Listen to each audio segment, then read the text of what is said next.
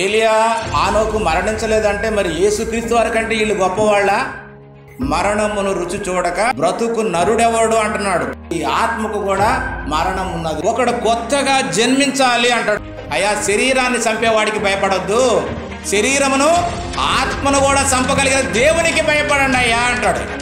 ఆయన మాట సత్యం. ఎందుకంటే ఆయన శిక్షిస్తానంటే ఖచ్చితంగా శిక్షిస్తాడు. ఆ శిక్ష లేదు అంటే మనిషి మరి దేవుడు ప్రణాళిక ప్రకారంగా ఆయన ఇష్టంతోనే మనలందరినీ కూడా ఈ భూమి మీద పుట్టిస్తున్నాడు. కానీ మన పుట్టుకకు మాత్రం మనము అర్థం తెలుసుకోకుండానే ఆయన ఇచ్చినటువంటి ఆయుష్కాలాన్ని అంతటిని కూడా గడుపుతున్నాం. కాబట్టి మరి పుట్టిన ప్రతి మనిషి ఏదో ఒక దినాన ఖచ్చితంగా ఈ లోకాన్ని వదిలిపెట్టి పోవాలి. అంటే పుట్టిన మనిషి గిట్టక తప్పదు అని మనందరికీ తెలుసు. సావు పుట్టుకలు అనేవి ప్రతి మనిషి జీవితంలో ఉంటాయి. రాజైనా, మంత్రి అయినా, ధనవంతుడైనా, పేదవాడైనా ఈ సంగతి అందరికీ తెలిసిన విషయమే. దీన్ని లేఖనాల్లో కూడా దేవుడు ఖచ్చితంగా రాయించాడు తన భక్తుల ద్వారా. ఎందుకంటే పుట్టిన ప్రతి మనిషి చనిపోవాలి, అంటే మరణాన్ని తప్పించుకునే నరుడు ఎవరూ లేరు అన్న సంగతిని భక్తుడు తెలియజేశాడు. కాబట్టి ఆ లేఖనాల్లో ఆ మాట చూద్దాం. కీర్తన 89వ కీర్తన 48వ వచనం ఏమున్నదంటే, మరణము చూడక బ్రతుకు నరుడెవడు, పాతాళము యొక్క వశము కాకుండా తన్ను తాను తప్పించుకొనగలవాడెవడు అంటున్నాడు. తన్ను తాను తప్పించుకొనగలవాడెవడంటే ఈ పుట్టిన మనిషికి ప్రతి ఒక్కరూ ఖచ్చితంగా చనిపోవాలి, దాన్ని ఎవ్వరూ తప్పించుకోలేరు అన్న సంగతిని ఇక్కడ మరి భక్తుడు తెలియజేశాడు. ఎవరి వల్ల కాదు అంటున్నాడంటే ఇది దేవుడు ఆ భక్తుని ప్రేరేపించి రాయించినటువంటి మాట. దేవుడు చెప్పే మాట సత్యమండి. అది ఎప్పుడు కూడా అది ఒట్టిది కాదు, ఖచ్చితంగా అది 100కి 100% ఖచ్చితం. కాబట్టి ప్రతి ఒక్కరు కూడా మరి మనం ఈ లోకంలో పుట్టాము గనక ఏదో ఒక రోజు చనిపోవాలి గనక ఈ మధ్యకాలంలో దేవుడు మనల్ని ప్రేమించి ఇచ్చినటువంటి సమయాన్ని దేవుని కొరకు మరి వాడుకుంటే నిజంగా మనం ఎంతో ధన్యులం. కాబట్టి ఈ లోకంలో ఉన్నటువంటి మనం ఏమనుకుంటామంటే పరలోకానికి వెళ్ళాలి అంటే, ఎందుకంటే దేవుడు పుట్టించాడు కాబట్టి ఆయనే తీసుకుంటాడు అన్నట్టుగా మనం అనుకుంటున్నాం. కానీ ఖచ్చితంగా దేవుడు ఒక క్రమాన్ని పెట్టాడండి. పుట్టించిన మనకు ఒక పని ఇచ్చాడు. ఆ పని ప్రకారంగా మనము పని చేయాలి. పని చేస్తేనే ఆ పరలోకానికి, దేవుడున్న లోకానికి వెళ్ళడానికి మనకు అవకాశం ఉంది. ఎందుకంటే దేవుడు మనల్ని ప్రేమించి మనకి జన్మనిచ్చింది ఎందుకయ్యా అంటే, ఆయన మనల్ని ప్రేమించి తన పిల్లలుగా చేసుకొని తానున్న లోకంలో పరిశుద్ధులుగా, నీతిమంతులుగా ఉంచుకోవాలని. కాబట్టి ఆ నీతిమంతులు, పరిశుద్ధులు ఎలా అనేది పరీక్ష పెట్టి ఈ లోకానికిలో మనల్ని పంపించాడు శరీరాన్ని ఇచ్చి. కాబట్టి శరీరంతో జీవించే జీవితము దేవుడు ఖచ్చితంగా చూసి మనకు మరి ఆ పరలోకం ఇవ్వాలనే కానీ ఈ లోకంలో మనం చెడు చేసి చనిపోయి నరకానికి వెళ్ళాలని దేవుడు నరకాన్ని సృష్టించలేదు, ఆ నరకాన్ని మనకి ఇవ్వలేదండి. మనకు పరలోకాన్నే దేవుడు సిద్ధపరిచాడు. కాబట్టి ఆ పరలోకానికి వెళ్ళాలి అంటే ఖచ్చితంగా మనము ఈ లోకంలో దేవుని ఇష్ట ప్రకారంగా బతికి చనిపోయి పరలోకం వెళ్ళాలి. ఇది దేవుని యొక్క ఇష్టం. కాబట్టి మరి శరీరాన్ని వదలకుండా ఎవరు కూడా పరలోకానికి వెళ్ళలేరండి. ఖచ్చితంగా ప్రతి ఒక్కరూ చనిపోవాల్సిందే. చాలామంది ఏమనుకుంటారంటే ఏలియా గారు చనిపోలేదు కదా, ఆనోకు గారు చనిపోలేదు కదా అనుకుంటారు. లేదండి, ఖచ్చితంగా వారు కూడా చనిపోయారు. ఎందుకంటే మనకి ఇక్కడ చెప్పినటువంటి లేఖనము అబద్ధం కాదు. ఎందుకంటే పుట్టిన ప్రతి మనిషి చనిపోవాలి. చనిపోయిన తర్వాతనే పరలోకమైనా పాతాళమైనా ఖచ్చితంగా పోవాలి తప్ప ఈ శరీరంతో మాత్రం ఎవరు కూడా పరలోకానికి కానీ పరదేశం కానీ ఎక్కడికి పోలేరు. ఈ భూమి మీద మాత్రమే శరీరానికి సంబంధించినటువంటి జీవం ఉంది. కానీ శరీరాన్ని వదిలిపెట్టిన తర్వాత ఖచ్చితంగా శరీరం వదిలిన తర్వాతనే ఈ లోకాన్ని చేల్తాం. ఒక ఆనోకైనా, ఒక ఏలియా అయినా, చివరికి యేసుక్రీస్తు వారైనా ఖచ్చితంగా శరీరంతో ఈ లోకాన్ని వదులుతామే తప్ప శరీరంతో కలిసి ఎవ్వరూ పోలేరు. చాలామంది భక్తులు తెలియక ఆనోకు దేవునితో నడిచాను కాబట్టి దేవుడు అతను తీసుకొని పోయాను అని అనుకుంటాం. ఏలియా గారు కూడా అగ్నిరథాలు వచ్చి తీసుకొని పోయిన వాళ్ళు చనిపోలేదు కదా అనుకుంటున్నాం, కానీ అది కాదండి. ఖచ్చితంగా ఒక మాట మరి పౌలు గారు తెలియజేశాడు. ఎందుకంటే కొరింథీయులకు రాసినటువంటి మొదటి పత్రిక 15వ అధ్యాయం 50వ వచనంలో ఇలా ఉంది: సహోదరులారా, నేను చెప్పున్నది ఏమనగా రక్త మాంసములు దేవుని రాజ్యమును స్వతంత్రించుకొన నేరవు. రక్త మాంసములు అంటే శరీరము ఉన్నటువంటి మనిషి, శరీరంతో కలిసి ఉన్నటువంటి మనిషి ఈ భూమి మీద కాకుండా ఇంకెక్కడా జీవించలేడండి. ఎందుకంటే దేవుడు మనిషికి పొలిమేరలను అద్దులను ఏర్పాటు చేశాడు. కాబట్టి ఈ భూమి మీద తప్ప రక్త మాంసాలు కలిగిన మనిషి ఇంకెక్కడా ఉండలేడు. అందుకని ఏమన్నాడంటే దేవుని రాజ్యం అంటే ఈ భూలోకం అనేది మనుషులకు ఇచ్చాడు, తర్వాత పాతాళ లోకం, దాని తర్వాత పైన పరలోకం ఉన్నాయి. కాబట్టి మనది కానిది పరాయి లోకం, అంటే ఇతర లోకాన్నే పరాయి లోకంగా బైబిల్ చెప్తుంది. కాబట్టి దేవుని రాజ్యము మరి పరలోకంలో ఉన్నది కనుక ఆ రాజ్యాన్ని స్వతంత్రించుకోవాలి అంటే ఖచ్చితంగా చనిపోవాల్సిందే. అందుకనే రక్త మాంసములు దేవుని రాజ్యమును స్వతంత్రించుకొన నేరవు. క్షయత అక్షయతను స్వతంత్రించుకొనదు. అంటే ఈ నశించిపోయే శరీరము దేవుడుండే లోకంలోకి పోవడానికి ఎట్టి పరిస్థితుల్లో అవకాశమే లేదు. కాబట్టి మరి ఆనోకైనా ఏలియా అయినా ఖచ్చితంగా చనిపోయే ఇల్లుంటారు. కాకపోతే వాళ్ళ శరీరాలు మనకు కనిపించలేదు అంతే. వాళ్ళ గురించి లేఖనాలు ఏమి రాయబడ్డాయో అవి కూడా చూద్దాము. హెబ్రీయులకు రాసిన పత్రిక 11వ అధ్యాయం 5వ వచనంలో ఏమున్నదంటే, విశ్వాసమును బట్టి ఆనోకు మరణము చూడకుండునట్లు, ఆయన మరణాన్ని మనం ఎవరూ చూడలేదు, అది మనకు అర్థం కావాలి. విశ్వాసమును బట్టి ఆనోకు మరణము చూడకుండానట్లు కొనుపోబడెను. అతడు కొనుపోబడక మునుపు దేవునికి ఇష్టుడై ఉండెనని సాక్ష్యము పొందెను. కాగా దేవుడు అతనిని కొనిపోయాను కనుక అతడు కనబడలేదంటే ఆయన శరీరం కనపడలేదు. దేవునితో కలుసుకుంటూ ఆయన అటువంటి ఆ పర్వతాలు ఎన్నో ఉన్నాయి, దేవునితో నడుచుకుంటూ వెళ్ళిపోయి ఎక్కడో మరణించి ఉంటాడే తప్ప ఆయన శరీరం మనకు కనపడలేదు. అంతే తప్ప ఆయన మరణించకుండా పరలోకం వెళ్ళాడు అనుకోవడం తప్పు. ఇది చాలామందికి అర్థం కాక ఆయన దేవునితో నడిచాను కాబట్టి దేవుడు ఆయన తీసుకొని పోయాను కాబట్టి మనకు ఆయన కనపడలేదు అంటే ఆయన శరీరం కనపడలేదు, ఆయన మరణాన్ని మనుషులు చూడలేదు. మనుషులు చూడకుండా ఆయన కొనుపోబడ్డాడు అన్న సంగతే మనం అర్థం చేసుకోవాలి. ఎందుకంటే పైన లేఖనం ఏం చెప్పింది? మరణమును రుచి చూడక బ్రతుకు నరుడెవడు అంటున్నాడు. పాతాళ వశము కాకుండా తన్ను తాను తప్పించుకొనగలవాడెవడు అంటే ఎవరు లేరన్న సంగతి ఇక్కడ లేఖనం చెప్తుంది కదా. కాబట్టి లేఖనాన్ని మనం నమ్మాలి. కాబట్టి ప్రియమైన దేవుని వాళ్ళారా, ఖచ్చితంగా ఆనోకు గారు కూడా చనిపోయాడు. కాకపోతే చనిపోయినట్టుగా మనకైనా కనపడలేదు, ఆయన దేహం ఎక్కడ పడిపోయిందో మనకు అర్థం కాలేదు. అంటే ఆ కాలంలో చాలా తక్కువ రోజులు కదండి, ప్రపంచం విశాలంగా ఉంది. ఆయన దేవునితో నడిచిపోతూ ఎక్కడ ఆ దేవుడు చలివిచ్చినప్పుడు ఆయన తీసుకొని పోయాడు, ఆయన శరీరం ఎక్కడ పోయిందో అది మనకు కనపడలేదు. అంతే తప్ప కనపడకుండానట్లు దేవుడు ఆయన తీసుకెళ్ళాడు తప్ప రక్త మాంసాలతోటి ఆయన్ని పరలోకం తీసుకెళ్ళాడని కాదు. అలాగనే ఏలియా గారు కూడా అగ్ని రథాలు వచ్చి ఆయన్ని తీసుకుపోయినాయి, కానీ ఆ అగ్ని ఖచ్చితంగా శరీరాన్ని మరి దహించేసి ఆత్మను తీసుకెళ్ళినట్టుగా మనం ఖచ్చితంగా అర్థం చేసుకోవచ్చు. ఎందుకంటే ఆయన గురించి ఏముందంటే రాజులు గ్రంథం 2వ రాజులు 2వ అధ్యాయం 10వ వచనంలో ఇలా ఉంది. ఎందుకంటే ఏలియాస్ గారు చనిపోయేటప్పుడు ఆయన శిష్యుడైనటువంటి ఎలీషాకు మరి నేను నీకు ఏమి ఇవ్వాలని నువ్వు కోరుకుంటున్నావు అని చెప్పి ఆయన అడిగినప్పుడు ఎలీషా ఏమడిగాడంటే నాకు నీలో రెండంతలు ఆత్మ నాకు కావాలి, నువ్వు చేసినటువంటి అద్భుతాలు నేను రెండంతలుగా చేయాలి, నీ ఆత్మలో నాకు పాలు రెండంతలు కావాలని చెప్పి అన్నప్పుడు ఇది కష్టతరమే అని చెప్పి ఆయన కన్ని ఏమంటున్నాడంటే 2వ అధ్యాయం 10వ వచనం, అయితే నీ యొద్ద నుండి తీయబడినప్పుడు నేను నీకు కనబడని ఎడల ఆ ప్రకారం నీకు లభించును, కనబడిన ఎడల ఆ ప్రకారం లభించును, కనబడని ఎడల అది కాకపోవును అని చెప్పాను. అంటే ఈయన కూడా మరి ఆ అగ్ని రథాలు వచ్చినప్పుడు వీళ్ళిద్దరూ నడుచుకుంటా పోతుంటే ఏమైందంటే ఆ నడుచుకుంటూ పోయేటప్పుడు అగ్ని రథాలు అగ్ని గుర్రాలు కనబడి వీరిద్దరిని వేరుపరిచాను అంటున్నాడు. అంటే ఆ అగ్ని గుర్రాలు అగ్ని రథాలు వచ్చి ఆయన్ని తీసుకొని పోయినాయి.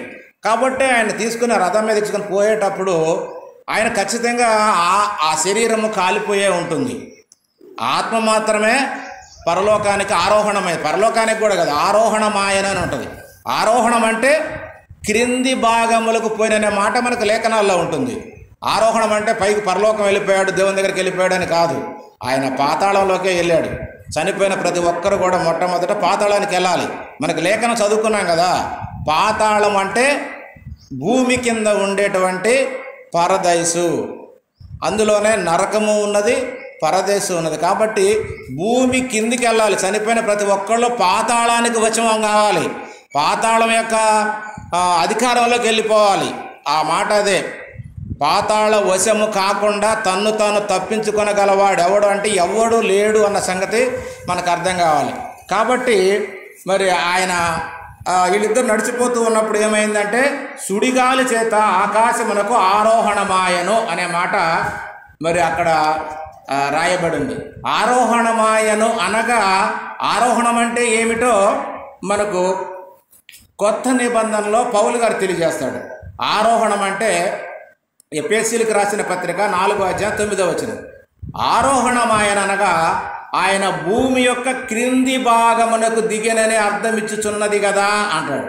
ఆరోహణం అంటే భూమి యొక్క క్రింది భాగములకు దిగనని అర్థం ఇచ్చుచున్నది. అంటే ఈయన చనిపోయిన వెంటనే ఆరోహణం అయ్యాడు అంటే పాతాళంలోకి వెళ్ళాడు అన్న సంగతి మనకు ఖచ్చితంగా ఈ లేఖనాన్ని బట్టి మనము అర్థం చేసుకోవాలి. కాబట్టి ప్రేమనుడు దేవుని వాళ్ళారా, ఎవరైనా సరే మొదట మరణము అందరికీ తప్పనిసరి. ఇది శరీర సంబంధమైనది. అంటే శరీరము భూమి మీద వదలటమే మరణం. కాబట్టి ఇది అందరికీ సమానమే. ఎందుకంటే ఏలియా ఆనోకు మరణించలేదంటే మరి యేసుక్రీస్తు వారి కంటే వీళ్ళు గొప్పవాళ్ళ? యేసుక్రీస్తు వారు కూడా చనిపోయి మొట్టమొదట పాతాళంలో ఉన్న పరదేశికి వెళ్ళాడండి. లేఖనాన్ని బట్టే మనం ఆలోచించాలి తప్ప లేఖనం లేకుండా మనం ఏది మాట్లాడకూడదు. ఎందుకంటే ఆయన చనిపోయిన తర్వాత ఆయన శరీరాన్ని, అంటే చనిపోయిన శరీరాన్ని సమాధిలో పెట్టడం మనకు తెలుసు. వెంటనే ఆయన పరదేశికి వెళ్ళినట్టుగా లేఖనం ఉంది. ఆ లేఖనం చూద్దాం. లోకాసు వార్త 23:43 అందుకాయన అంటే యేసుక్రీస్తు వారు వానితో, ఎవరితో? దొంగతో. అంటే సిలువ వేసేటప్పుడు ఆయనతో పట్టిన దొంగ పశ్చాత్తాపడ్డప్పుడు ఆ దొంగతో చెప్తున్నాడు, నేడు నీవు నాతో కూడా పరదైసులో ఉందువని నిశ్చయముగా నీతో చెప్పుచున్నాను నేను. అంటే ఖచ్చితంగా యేసుక్రీస్తు వారు కూడా చనిపోయిన తర్వాత పాతాళంలో ఉన్న పరదైసుకు దొంగని తీసుకొని వెళ్ళాడు. అంటే ఆయన దేహము ఎక్కడుందా అంటే భూమి మీదనే ఉంది. భూమి మీద 3 రోజులు సమాధి చేయబడి ఉంది. ఆయన మాత్రం, ఆత్మ మాత్రం పరదైసులోనికి వెళ్ళింది. ఎందుకంటే చెప్తాడు ఖచ్చితంగా, యేసుక్రీస్తు వారు ఎప్పుడు అబద్ధం చెప్పడండి. అందుకని ఆ దొంగ అడుగుతాడు, బోధకుడా నీ రాజ్యంతో నువ్వు వచ్చినప్పుడు నన్ను జ్ఞాపకం చేసుకోయా అని చెప్పి ఆ దొంగ అడిగినప్పుడు ఆ దొంగతో చెప్పిన మాట, నేడు నీవు నాతో కూడా పరదైసులో ఉంది. అంటే వీళ్ళిద్దరు కలిసి పరదైసుకి వెళ్ళారండి. కాబట్టి ప్రేమనుడు దేవుని వల్ల భూమి మీద పుట్టిన ప్రతి ఒక్కరూ ఖచ్చితంగా మరణించి మొట్టమొదట పాతాళంలోకి వెళ్ళాలి. ఆ తర్వాతనే క్రీస్తు 2వ రాకడలో వచ్చినప్పుడు మనందరము తిరిగి భూమి మీదకి వచ్చి పరలోకం వెళతాం. అంతే తప్ప చనిపోయిన ప్రతి ఒక్కళ్ళు పాతాళానికి వెళ్లాల్సిందే. కాబట్టి ఆనోకైనా, ఏలియా అయినా, ఒక అబ్రహాం అయినా, ఆదామైన ఎంత భక్తులైనా సరే చనిపోయిన వెంటనే పాతాళానికి వెళ్ళాలి. యేసుక్రీస్తు వారు చెప్పిన మార్గం కూడా, ఆయన చూపించిన మార్గం అదే. ఆయన ఏ విధంగా అయితే పరదేశికి వెళ్ళాడో అదే ప్రకారంగా మనుషులందరూ చనిపోయిన వెంటనే పాతాళానికి వెళ్ళాలి. అయితే ఈ పాతాళంలో ఉన్నటువంటి ఈ ప్లేసులు 2 ఉన్నాయి కాబట్టి అది అందులో ఆ పాతాళంలో కూడా మనం లేఖనాలన్నింటినీ మనం తర్వాత ఆలోచించుకుంటూ పోతున్నాం. కాబట్టి అవి చూసినప్పుడు ఖచ్చితంగా ఆ పాతాళం కూడా 3 ప్లేసులు ఉన్నట్టుగా మనకు కనపడుతుంది. తర్వాత మనం చూద్దాం ఆ వచనాల్ని. కాబట్టి ప్రతి ఒక్కరు మొట్టమొదట ఖచ్చితంగా ఈ లోకంలో మొట్టమొదట జన్మించిన ప్రతి ఒక్కరు కూడా చనిపోయి పాతాళానికి వెళ్ళాలి. ఇది శరీర మరణం, ఇది మొదటి మరణం. శరీరాన్ని వదిలిపెట్టి వెళ్ళేది మొదటి మరణం. అయితే ఇది అందరికీ తెలిసిన విషయమే. అయితే మనుషులందరికీ తెలియంది ఇంకోటి ఏంటంటే రెండవ మరణం ఉంది. మొదటి మరణం అందరికీ మామూలు, ఇది అందరికీ వస్తుంది, అది ఎవరికైనా మనిషి పుట్టిన ప్రతి మనిషికి ఉంటుంది. కానీ ఇంకొక మరణం ఉందే, రెండవ మరణం. ఆ మరణం గురించే మనుషులకి అర్థం కావట్లేదు. ఆ మరణం తప్పించుకోవడానికే మనము భక్తి చేయాలి. ఆ మరణాన్ని తప్పించుకోవడానికే దేవుణ్ణి నమ్మాలి. ఆ మరణాన్ని తప్పించుకోవడానికే క్రీస్తునందు బాప్తిసం తీసుకోవాలి. ఆ మరణం గురించే మనం ఈ భక్తి, సువార్తలు ఇవన్నీ జరుగుతున్న కారణం ఏంటంటే రెండవ మరణము ఉన్నది. జనరల్గా చనిపోయేట్టుగా ఇది అందరూ చనిపోతారు, పుట్టిన ప్రతి ఒక్కరు చనిపోతారు, అది జనరల్. కానీ ఇంకొక మరణం ఉంది. ఆ మరణము తప్పించుకోవడానికే మనకి ఈ భక్తి, ఈ ప్రకటన, ఈ సువార్త, యేసుక్రీస్తు వారు రావడం, ఇవన్నీ కూడా అందుకొరకే. ఆ మరణాన్ని తప్పించుకోవడానికే క్రీస్తు వారు ఈ లోకానికి రావడం జరిగింది. దేవుడు అందుకే ఆయన ఈ లోకానికి పంపించాడు. కాబట్టి ఇంతకాలము మరి మనం బతికినటువంటి బతుకు ఏమిటాయంటే ఇది శరీర సంబంధమైనది. అంటే శరీరమును భూమి మీదనే వదిలి వెళ్ళడం.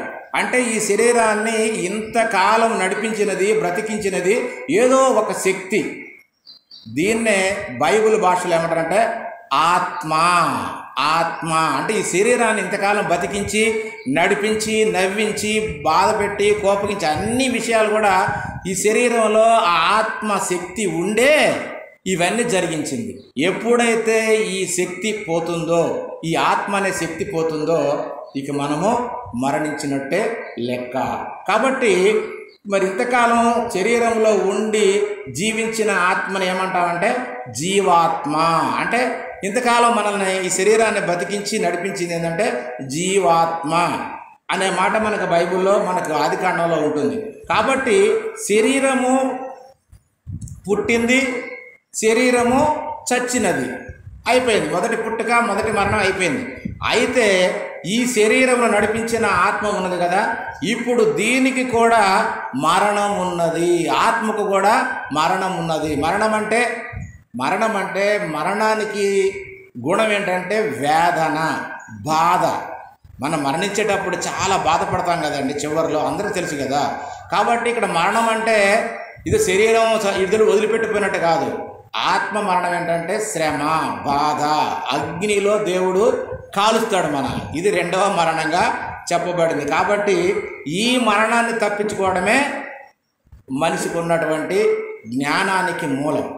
కాబట్టి ఎవరైనా జ్ఞానం ఉంది అంటే దేవుని మాటలు వింటే, నేను జాగ్రత్త పడినట్లయితే ఖచ్చితంగా రెండవ మరణమైనటువంటి ఆ పాతాళంలో ఉన్న నరకాన్ని తప్పించుకోవడమే.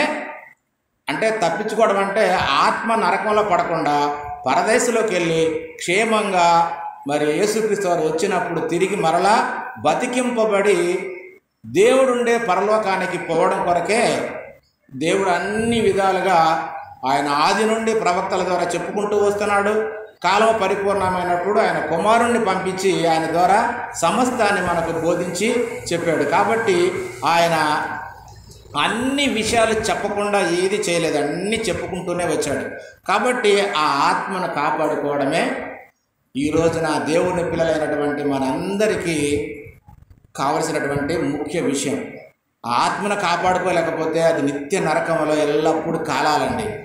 నిజంగా దేవుడు దాని నుంచి తప్పించాలనే దేవుడు కోరుకుంటున్నాడు. కానీ మనమందరం దానిలో పడి మగ్గాలని దేవుడు కోరుకోవట్లేదండి. దేవుడు మనకు అందులో పడి ఉగ్రత పాలై శ్రమల పాలవ్వాలని దేవుడు మనల్ని పుట్టించలేదు. మనల్ని క్షేమంగా తన దగ్గర సంతోషంగా ఉంచుకోవాలనే మన కొరకు పరలోకాన్ని సృష్టించాడే తప్ప ఆయన నరకాన్ని మన కొరకు సృష్టించలేదండి. నరకాన్ని సృష్టించింది సాతానుకి, వాని అనుచరుల కోసమే సృష్టించాడు తప్ప అది మన కోసం కాదు. అయితే మనమేమో ఆ దేవుని మాటలను వినకుండా, దేవుణ్ణి పట్టించుకోకుండా, మనం దేవుని యొక్క ఆలోచన, ఆ క్రీస్తు యొక్క మాటలు మనకు అర్థం కాకుండా మనం ఉంటున్నాం కనుక దేవుడు తన కుమారుడైన క్రీస్తు ద్వారా అన్నిటిని చెప్పి, అయ్యా మీరు ఈ లోకాన్ని చూసి మోసపోకండి. ఈ లోకం అనేది కొద్ది కాలమే ఉంటుంది. ఎందుకంటే మీకు ఇచ్చినటువంటి శరీరము చాలా కొద్ది కాలం, 60-70 ఏళ్ళు లేకపోతే 80 ఏళ్ళు. ఆ తర్వాత ఆయాసము, బాధే తప్ప నువ్వు బతుకున్నా కూడా ఏమి అనుభవించలేవు ఈ లోకంలో. సరిగా తిండి తినలేవు, చూడలేవు, నడవలేవు, వినపడదు, అన్నీ ఏమి ఉపయోగం లేదు. కాబట్టి 60-70 సంవత్సరాలు ఇచ్చి ఈ శరీరం కోసం కాకుండా ఈ శరీరాన్ని నడిపించే అసలైన నీవు ఉన్నావే, ఆ నీవు ఎవరయ్యా అంటే ఆత్మ. ఆ ఆత్మని కాపాడుకోమంటాడు. కాబట్టి ఆ ఆత్మను కాపాడుకోవడానికే తన కుమారుడైన క్రీస్తుని ఈ లోకంలోకి పంపించాడు. కాబట్టి ఆ క్రీస్తు ద్వారా మనలందరినీ రక్షించాలన్నది దేవుని యొక్క సంకల్పము, చిత్తమై ఉన్నది. కాబట్టి మొదటి ఆదామును పోలి మనం అందరూ శరీర ప్రకారంగా బతుకుతున్నాం. మొదటి ఆదామైనటువంటి ఆయన ఏంటంటే మట్టి నుండి పుట్టాడు కాబట్టి మట్టి ఆలోచనలు, శరీర సంబంధమైన ఆలోచనలన్నీ మట్టి ఆలోచనలు. కానీ మరి కాలం పరిపూర్ణమైనప్పుడు మనల్ని రక్షించాలని చెప్పి మనం అందరం ఈ మట్టి ఆలోచనలో, ఈ శరీర ఆలోచనలో ఉన్నప్పుడు దేవుడు తన కుమారుడైన క్రీస్తును ఆత్మరూపిగా, అంటే ఆత్మ నియమాన్ని పాటించేవాడుగా మరి ఆయన ఈ లోకానికి పంపించినప్పుడు యేసుక్రీస్తు వారు ఆత్మ ప్రకారంగానే జీవించాడండి. ఆత్మ చెప్పినట్టుగానే బతికాడు. శరీరాన్ని ఆయన ఎప్పుడు కూడా లెక్కలో పెట్టుకోలేదు. శరీరంతో పుట్టినా శరీర ప్రకారంగా ఆయన జీవించలేదు. ఆత్మ ప్రకారంగా దేవుని యొక్క మాటలు, దేవుడు చెప్పిన విధంగా, దేవుడు ఆత్మయే ఉన్నాడు కనుక దేవుని యొక్క గుణగణాలన్నిటిని కూడా పాటించి ఆ దేవుణ్ణి మహిమపరిచాడు. కాబట్టి మరి పౌలు గారు ఆయన గురించి కూడా, ఆదాం గురించి, రెండవ ఆదాం గురించి, ఇద్దరు గురించి కూడా ఈ రెండు స్వభావాల గురించి ఇక్కడ పౌలు గారు తెలియజేశాడు. ఆ మాటను కూడా చూద్దాం. కొరింథీయులకు రాసినటువంటి మొదటి పత్రిక 15వ అధ్యాయము 45వ వచనం. ఆదామును మొదటి మనుషుడు జీవించు ప్రాణి ఆయను అంటున్నాడు. అంటే మొదటి ఆదామైన మనుషుడు, ఆయన మట్టి మనిషి కాబట్టి ఆయన జీవించే ప్రాణి ఆయనని రాయబడి ఉన్నది. కడపటి ఆదాము జీవింపు చేయు ఆత్మ అంటున్నాడు. కడపటి ఆదాము అంటే ఆ ఆదామును పోలినటువంటి రెండవ ఆదాము ఎవరంటే క్రీస్తు, యేసుక్రీస్తు వారు. కాబట్టి యేసుక్రీస్తు వారు ఎవరయ్యా అంటే జీవింపు చేయు ఆత్మ అంటున్నాడు.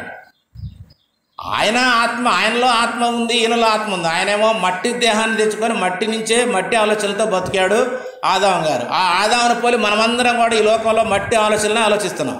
కానీ పరిశుద్ధ ఆత్మ వలన పుట్టినటువంటి యేసుక్రీస్తు వారు మాత్రం ఆయన జీవింపచేయు ఆత్మ అంటున్నాడు. కాబట్టి మొదటి వాడు మట్టి నుండి పుట్టిన శరీర స్వభావం కలిగిన వాడు, తర్వాత ఆత్మ సంబంధమైనది అనే సంగతిని మరి ఇక్కడ చెబుతూ ఇక్కడ రెండు పోలికలు కనబడుతున్నాయి మనకి. ఒకటి శరీర సంబంధమైన మనిషి, ఇంకొక మనిషి ఆత్మ సంబంధమైనటువంటి మనిషి. కాబట్టి ఈ ఆత్మను కూడా మనము కాపాడుకోవాలి.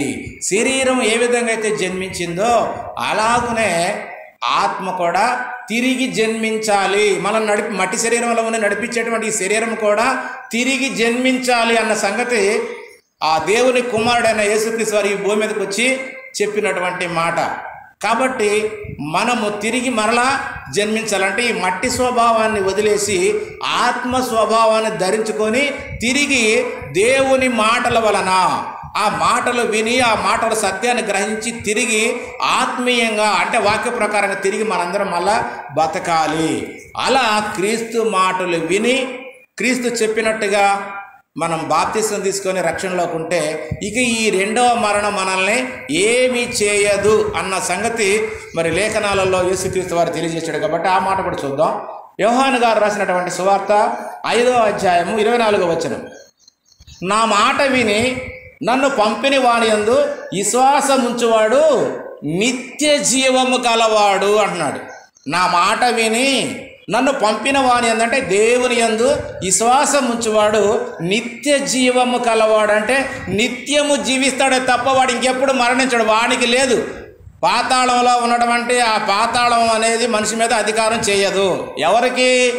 దేవుణ్ణి నమ్మిన వాడికి, క్రీస్తు మాటల యందు విశ్వాసం ఉంచిన వాడికి మాత్రం నిత్య జీవము గలవాడు.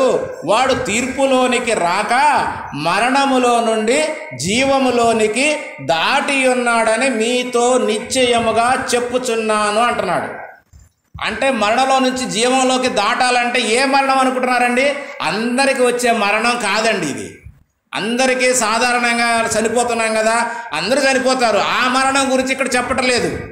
ఆ మరణాన్ని తప్పించుకొని జీవంలోకి వెళ్ళాలి అంటే యేసుక్రీస్తు వారి మాట విని ఆయన్ని పంపినటువంటి తండ్రి అయిన దేవుణ్ణి నమ్మి ఆయన ఇష్ట ప్రకారంగా జీవించాలండి. అలా జీవిస్తేనే నీ ఆత్మ నరకగుండమైనటువంటి అగ్నిలో పడకుండా పరదేశికెళ్ళి పరదేశం నుంచి క్రీస్తు వచ్చిన తర్వాత తిరిగి బతికించబడి నువ్వు పరలోకానికి వెళ్తావు. కాబట్టి ప్రియ సహోదరులారా, దేవుడు మరి అందుకొరకే క్రీస్తుని ఈ లోకానికి పంపించాడు. ఆయన చెప్పిన మాటలు వినకపోతే మనము ఖచ్చితంగా నరకాన్ని తప్పించుకోలేము, ఆ రెండవ మరణాన్ని తప్పించుకోలేము.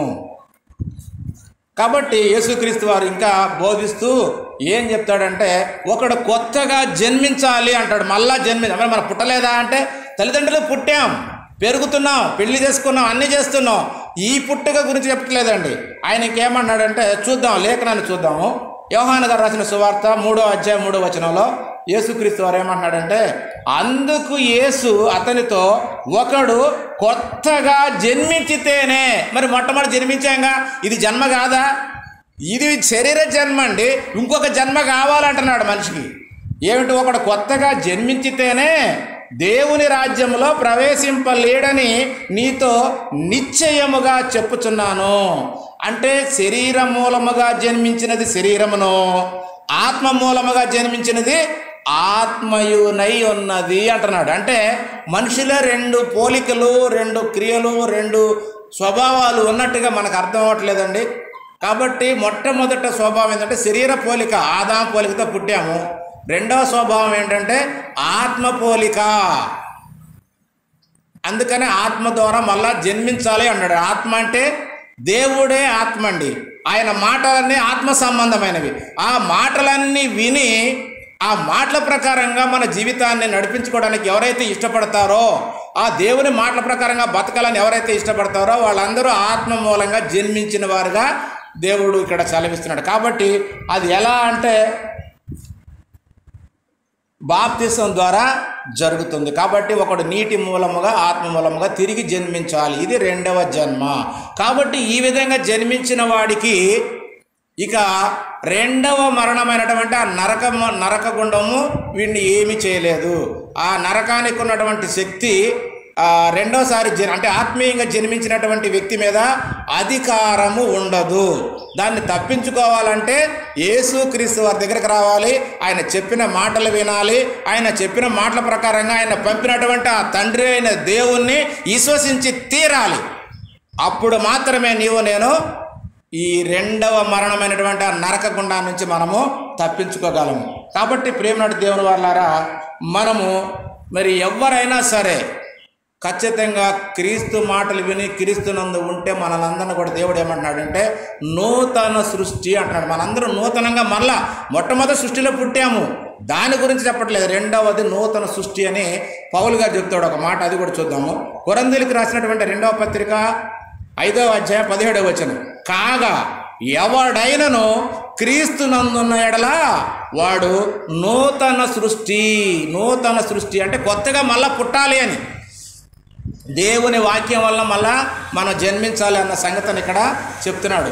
పాతవి గతించెను, ఇదిగో కొత్త వాయను, సమస్తమును దేవుని వలన ఆయను అంటున్నాడు. దేవుని వలన ఆయనను అంటున్నాడు. కాబట్టి క్రీస్తులో ఉంటే, క్రీస్తు మాటల ప్రకారంగా బతకడానికి నువ్వు నేను ఇష్టపడితే దేవుణ్ణి మనము ప్రేమించినట్లే, మనము మళ్ళా కొత్తగా జన్మించినట్లే. దేవుడు మనల్ని ఎలా కంటున్నాడు మళ్ళా అంటే, మొట్టమొదట మరణం అనేది మొట్టమొదట పుట్టుక అనేది ఆదాము నుంచి అందరికీ క్రమంగా వస్తుంది. దేవుని యొక్క నియమం క్రమం అందరికీ ఉంది. కానీ మరలా దేవుని మాటల వల్ల మళ్ళీ మనం పుట్టాలట. దేవుని మాటల వల్లనే మళ్ళీ తిరిగి మనం జన్మించాలని చెప్పి దేవుడు ఆ విధంగానే మనల్ని క్రీస్తులో కంటున్నాడు. అంటే క్రీస్తులో అంటే వాక్యమే క్రీస్తు గనక ఆ క్రీస్తు ద్వారా తిరిగి మరలా మనలందరినీ ఆయన కంటున్నాడు అన్న సంగతిని యాకోబు గారు తెలియజేశాడు. ఆ మాట కూడా చూద్దాము. యాకోబు పత్రిక 1వ అధ్యాయము 18వ వచనం, ఆయన అంటే దేవుడు తాను సృష్టించిన వాటిలో మనము ప్రథమ ఫలముగా ఉండనట్లు సత్యవాక్యము వలన మనల్ని ఎలా కంటున్నాడండి దేవుడు? సత్యవాక్యం. మొదటి పుట్టుక కాదండి, ఇది రెండవ పుట్టుక. సత్యవాక్యము వలన మనలను తన సంకల్పం ప్రకారము కనెను. దేవుడు ఒక సంకల్పం ఇచ్చాడండి. ఆ సంకల్పం ఏంటంటే మనకి ఎఫెసీ పత్రికలో ఉంటుంది. ఆ సంకల్పం ప్రకారంగా మనల్ని దేవుడు కంటున్నాడు. కాబట్టి అది ఆత్మీయమైన పుట్టుక. దేవునిలో రెండవసారి క్రీస్తు చెప్పిన మాటల ప్రకారంగా దేవునిలో జన్మించడం, క్రీస్తులో మనందరము ఆ మాట విని ఆయన యొక్క అధికారం కిందికి రావాలన్నది దేవుని యొక్క కోరిక. కాబట్టి ఇది జగత్తు పునాది వేయబడక ముందే దేవుడు ఏర్పాటు చేసినటువంటి ఆయన సంకల్పం. అందుకని ఎఫెసీయులకు రాసిన పత్రిక 1వ అధ్యాయము 4-6 వచనాలు ఏముందంటే, ఎట్లనగా తన ప్రియుని యందు, అంటే తను అంటే దేవుడు, ఆయనకు ప్రియుడు ఎవరంటే దేవునికి ప్రియమైన వాడు ఎవరా అంటే ప్రభు అయినటువంటి యేసుక్రీస్తు వారు, ఆయన కుమారుడే. కాబట్టి తన ప్రియుని యందు తాను ఉచితముగా మనకు అనుగ్రహించిన తన కృపా మహిమకు కీర్తి కలుగునట్లు తన చిత్త ప్రకారమైన దయా సంకల్పం చొప్పున క్రీస్తు యేసు ద్వారా తనకు కుమారులుగా స్వీకరించుటకై మనలను ముందుగా తన కోసము నిర్ణయించుకొని మనము తన ఎదుట పరిశుద్ధులమును నిర్దోషులమునై ఉండవలెనని జగత్తు పునాది వేయబడక మునుపే ప్రేమ చేత క్రీస్తులో దేవుడు మనల్ని ఏర్పాటు చేసుకున్నాడండి. కాబట్టి ప్రియమైన దేవుని వల్ల మన అందరం కూడా క్రీస్తు చెప్పిన మాటలు విని మరలా కొత్తగా జన్మించాలి. అలా జన్మిస్తే ఇక రెండవ మరణం అనేది మనకు ఉండదు. కాబట్టి ప్రియమైనటువంటి దేవుని వాళ్ళారా, ఈ రెండవ మరణాన్ని తప్పించుకోవడం కొరకే మనం క్రీస్తు యొద్దకు రావాలి, మనము దేవుణ్ణి విశ్వసించాలి. కాబట్టి దాన్ని తప్పించుకోవాలి అంటే ఏం చేయాలి మనందరం అంటే, దేవుడు మనకు ఒక పని ఇచ్చాడు, ఆ పని చేయాలి. ఆ రెండవ మరణాన్ని ఎలా తప్పించుకోవాలంటే, దేవుడు ఈ లోకంలోకి ఎందుకు పంపించాడు మనకంటే క్రీస్తుని బట్టి మనకు అర్థం కావాలి. క్రీస్తు చెప్పాడు కదా, క్రీస్తు ఏమంటాడంటే యోహాను సువార్త 17వ అధ్యాయము 4-5 వచనాలు ఏమంటాడంటే, తండ్రి చేయుటకు నీవు నాకిచ్చిన పని భూమి మీద సంపూర్ణంగా నెరవేర్చి నిన్ను మహిమపరిచాను అంటే దేవుడు ఒక పని ఇచ్చాడు యేసుక్రీస్తు వారికి, ఆ పని అంతా సంపూర్ణంగా చేశాడు. కాబట్టి మనము ఆయనను విశ్వసించే మనకు కూడా పని ఉంది. మనం ఊరకనే పుట్టలేదు ప్రియమైన దేవుని వల్ల, ఏదో ఊరకనే మనకి జన్మ వచ్చిందిలే, మనం ఏదో మన అమ్మ నాన్న వాళ్ళ వల్ల పుట్టాములే అనుకుంటున్నారు. కానీ అది దేవుడు ఈ లోకంలోకి మనకి జన్మ ఊరక రాలేదండి. ప్రతి ఒక్కళ్ళకు కారణ జన్ములే, ఏదో ఒక కారణంతో పుట్టాం మనం. దేవునికి ఒక చిత్తం ఉంది కదా, దేవుడు క్రీస్తులో మనల్ని ఎందుకు ఏర్పాటు చేసుకున్నాడు? ఆయనకు పిల్లలుగా ఉండాలని, పరిశుద్ధులుగా ఉండాలని, ఆయన పని చేయాలని, ఆయన పని చేసి ఆయన్ని సంతోషపెట్టాలని క్రీస్తు ద్వారా మనలందరూ తిరిగి కంటున్నాడు. మొట్టమొదటి పుడుతున్నాం, మరలా ఆయన తిరిగి మనల్ని తన వాక్కు ద్వారా మరి కంటున్నాడు. కాబట్టి ఎందుకయ్యా అంటే మనకు ఆయన రాజ్యంలో స్థానం ఇచ్చి ఆయన పిల్లలుగా మనల్ని ప్రేమిస్తూ ఆయన దగ్గరే నిత్యం ఉండాలన్నది ఆయన యొక్క కోరిక. ఈ సంగతి తెలియట్లేదు మనకు. కాబట్టి ప్రతి ఒక్కరూ కారణ జన్ములే. దేవుని వాక్యము కొరకు, దేవుని పని కొరకు దేవుడే మనల్ని సృష్టించినట్టుగా లేఖనాలు ఉన్నాయండి. కాబట్టి మరి పౌలు గారు ఆ విషయాన్ని కూడా మనం ఏదో ఊరకు పుట్టామో కాదండి, ఖచ్చితంగా కారణం ఉన్నది కాబట్టేనే దేవుడే కలిగించాడు. ఆ మాట కూడా లేఖనాలను బట్టి మనం చూద్దాము. ఎఫెసీయులకు రాసిన పత్రిక 2వ అధ్యాయము 10వ వచనం, మరియు వాటి యందు అంటే వాటి ఏంటంటే సత్క్రియల గురించి దేవుని క్రియల గురించి మాట్లాడుతున్నాడండి. వాటి యందు మనము నడుచుకొనవలెనని దేవుడు ముందుగా సిద్ధపరిచిన, దేవుడు మన కొరకు పని సిద్ధపరిచి ఉంచాడు. మనిషి భూమి మీదకి వచ్చిన ప్రతి మనిషి ఖచ్చితంగా ఒక పనులు చేయాలి. సిద్ధపరిచిన సత్క్రియలు అంటే వాక్య సంబంధమైన క్రియలండి. వాక్యాన్ని బోధించడం, వాక్యాన్ని ప్రకటించడం, వాక్యం గురించి అనేక మందిని ప్రార్థన చేయడం, అంటే దేవుని మాటలు అనేక మందికి చెప్పాలి. దేవుని మాటలు అనుసరించి బతకాలి. దేవుని గురించే నీ జీవితం, నా జీవితం ఉంది. ఇంత భూమిని, ఇంత సృష్టిని సృష్టించిన దేవుడు ఊరకనే సృష్టించలేదండి. మనము ఆ సృష్టిలో పోషింపబడి ఆయన పని చేయాలని, ఆయన కొరకు బతకాలని దేవుడు ఈ సృష్టిని సృష్టించి అందులో మనకి ఆయుష్నిచ్చి, శరీరాన్ని ఇచ్చి, అందులో ఆత్మనిచ్చి, ఇన్ని చేసి మనల్ని బతికిస్తున్నాడంటే ఆయన పని చేయడానికి. కానీ మనకు అది అర్థం కాదండి. అది అర్థం కాక ఈ శరీరం ఉంది కనుక దీని కొరకే బతుకుదాం, దీని కొరకే సంతోషిద్దాం, దీన్ని పోషించుకొని దీన్ని తృప్తి పెట్టాలన్న ఉద్దేశమే కానీ ఇది 60-70 ఏళ్ళే కదండి. ఆ తర్వాత వెళ్ళిపోవాలి కదా, నీకు ఇష్టం ఉన్నా లేకున్నా ఖచ్చితంగా వదిలిపెట్టి వెళ్ళిపోవాలి కదా. ఈ సంగతి ఎందుకు నీకు మనసులోకి రావటం లేదు? ఈ సంగతి నీకు ఎందుకు అర్థం కావటం లేదు? కాబట్టి ప్రేమ దేవుని వల్ల మనకు దేవుడిచ్చినటువంటి ఈ ఆయుష్ కాలం ఏంటయ్యా, ఎందుకయ్యా అంటే ఆయన ముందుగా సిద్ధపరిచిన సత్క్రియలు చేయుటకై మనము క్రీస్తు యేసునందు సృష్టింపబడిన వారమై ఆయన చేసిన పని అయి ఉన్నాము. యేసుక్రీస్తునందు దేవుడు మనల్ని సృష్టించాడు. ఎందుకయ్యా అంటే నీవు నేను కూడా క్రీస్తులాగా పని చేయాలి. ఆయన ఈ లోకం మీద ఉన్నప్పుడు ఏమేమి పనులు చేశాడండి? క్రీస్తు గురించి మనకు తెలియదా? ఈ లోకం మీద ఉన్నప్పుడు ఆయన సువార్తను ప్రకటించాడు. ఆయన ఇంకా అంటాడు కదా యోహాను సువార్తలో, నేను వచ్చింది అందుకే కదా, పరలోకం నుంచి వచ్చింది ఎందుకు? సువార్త ప్రకటించడానికే. సమీప గ్రామాలకు వెళ్ళి సువార్తను ప్రకటిద్దాం పదండి, నేను వచ్చిందే అందుకు అని. కాబట్టి ఆయన అంగీకరించిన నీవు, ఆయన యందు నమ్మకం వచ్చిన నీవు, ఆయన నామంలో బాప్తిసం తీసుకొని ఆయన అధికారంలోకి వచ్చిన నీవు చేయవా ఆ పని? నీకు కూడా అవే వాక్య సంబంధమైన క్రియలు ఇవ్వబడ్డాయి. ఆ పనులు చేస్తేనే నీవు నేను తప్పించుకోగలము. ఎక్కడ నుండి? రెండవ మరణము. ఆ మరణం తప్పించుకోవాలంటే ఖచ్చితంగా క్రీస్తు వలె నీవు నేను బతకాలి, క్రీస్తు వలె దేవుని పని చేయాలి, దేవుని యందు విశ్వాసం ఉంచాలి. కాబట్టి ప్రియమైన దేవుని వాళ్ళారా, మనకు దేవుడు ఈ మాటలు చెప్పిస్తున్నాడంటే నిజంగా ఆయన ప్రేమండి. ఈ మాటలు నీకు అర్థమైతే దేవుని కొరకు నువ్వు బతికితే, దేవుని వాక్యం కొరకు నువ్వు బతికితే ఖచ్చితంగా నీకు చనిపోయిన తర్వాత పరలోకం ఇవ్వాలన్నది దేవుని యొక్క ఆలోచన. కాబట్టి మనందరూ సువార్త ప్రకటించాలన్నది దేవుని కోరిక. మరి ఆ సువార్త ప్రకటించకుండా, దేవుని నమ్మకుండా, ఈ వాక్యాన్ని వినకుండా, ఈ లోక ప్రకారంగా శరీర ప్రకారంగా బతికితే నీకు పరలోకం ఎలా ఇవ్వాలి దేవుడు? ఆ నరకాన్ని నువ్వు ఎలా తప్పించుకుంటావు? ఆ రెండో మరణాన్ని ఎలా తప్పించుకుంటావు? మొట్టమొదటి మరణం అంటే శరీర మరణం. రెండోది నీ ఆత్మను కూడా నువ్వు దేవుని చెప్పినట్టుగా వినకుండా, దేవుని మాటలు లెక్క చేయకుండా నీ ఇష్టానుసారంగా జీవించి చనిపోతే నీ ఆత్మను కూడా దేవుడు నరకంలో పెట్టి బాధిస్తాడు. ఆ నరకంలో పడేయటమే రెండవ మరణము అన్నాడు. కాబట్టి ప్రియమైన దేవుని వాళ్ళారా, దేవుడు మనకు పని ఇచ్చాడు. కాబట్టి ఆ పని ఏం చేయాలి మనం అంటే, మనం దేవుని సువార్తను ప్రకటించడానికే దేవుడు మనకి అవకాశం ఇచ్చాడు. అందుకనే ఏమంటాడంటే, ఎవరైనా సరే చదువుకున్నాం, మనం జ్ఞానం ఉంది, అయితే జ్ఞానం ఉన్న మనం ఏం చేయాలట?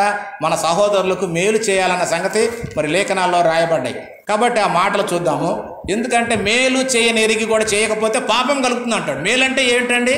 ఈ లోకంలో మనుషులు తెలిసిన మేలు ఏంటంటే శరీరానికి చేసే మేలే మేలు అనుకుంటాం.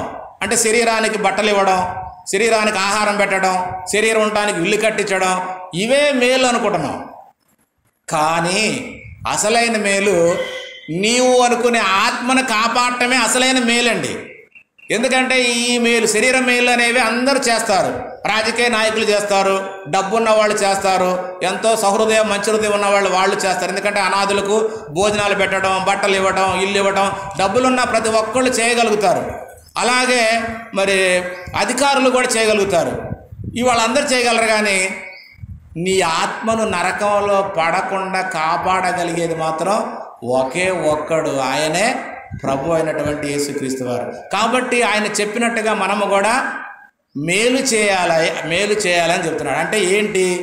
ఆ లేఖనాల్లో మనం చూద్దాం. సామెతల గ్రంథం 3వ అధ్యాయం 27వ వచనంలో ఏముందంటే, మేలు చేయుట నీ చేతనైనప్పుడు దాన్ని పొందదగిన వానికి చేయకుండా వెనుక తీయకుము అంటున్నాడు. మేలు చేయడం అంటే చెప్పే కదండి, శరీర సంబంధమైన మేలు కాదండి. నీ ఆత్మను రక్షించడానికి, నీ ఆత్మను మరి నరకంలోకి వెళ్లకుండా తప్పించడానికి ఆ దేవుని మాటలను ప్రకటించి దేవుణ్ణి నీకు పరిచయం చేయడానికే దేవుని పిల్లలందరికీ అవకాశం ఇచ్చాడు. ఆ సత్క్రియలు అంటే అవే, ఆ దేవుని మాటలు ప్రకటించడమే దేవుని యొక్క క్రియలు, దేవుని యొక్క పనులు అని చెప్తున్నాడు. కాబట్టి ఆ మేలు చేయాలి. ఆ మేలు చేయడం మనందరికీ తెలుసండి. ఎందుకంటే మనము ఆ వాక్యం చెప్పించడానికి మన వంతు మన ప్రయత్నం చేయవచ్చు, లేఖనాల్లో ఉన్నాయి. కాబట్టి మేలు చేయడం అందరికీ చేత అయింది. కాబట్టి మేలు చేయడం చేత అయినప్పుడు దాన్ని పొందదగిన వానికి, అంటే అర్హత ఉన్నవాడికి నువ్వు ఆ మేలు చేయకుండా వెనుక తీయకము అంటే నువ్వు వాక్యం చెప్పగలిగి ఉండి నువ్వు వానికి ఏదో ఒక విధంగా రక్షించగలిగి ఉండి రక్షించకుండా నువ్వు వెనక్కపోతే నీకు పాపము కలుగుద్ది అనే మాటను ఇక్కడ దేవుడు చలవిస్తున్నాడండి. ఇంకా యాకోబు గారు రాసిన పత్రికలో కూడా ఒక మాట ఉంది, 4వ అధ్యాయము 17వ వచనం. కాబట్టి మేలైనది చేయనెరిగియు అలాగు చేయని వానికి పాపము కలుగును అంటున్నాడండి. మరి పాపం వల్ల వచ్చే జీతం ఏమిటి?